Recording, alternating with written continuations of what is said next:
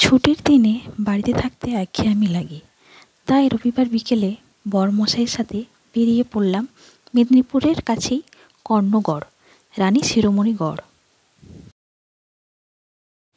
10 টাকা এক একজনের টিকিট কেটে ভেতরে ঢুকেই দেখতে পেলাম কর্ণগড় দুর্গের ধ্বংসাবশেষ। আনুমানিক প্রায় 500 বছর আগে রাজা মহাবীর সিংয়ের তৈরি এই দুর্গ। পরবর্তীকালে এই বংশের শাসক রানী শিরোমণি ব্রিটিশদের বিরুদ্ধে জুয়ার বিদ্রোহ করেন। তারপর থেকেই এই জায়গাটি রানী শিরোমণির গড় নামে পরিচিত।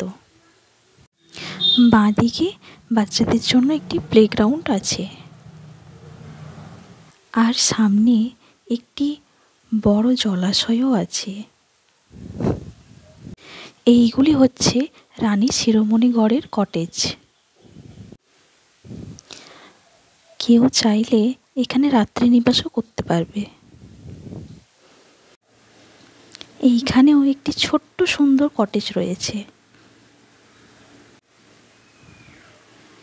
তারপর আমরা জায়গাটিতে ভালোভাবে ঘোরার পর দুজনে একটু বসে মনোরম প্রকৃতিকে উপভোগ করার পর বাড়ির উদ্দেশ্যে রওনা হলাম।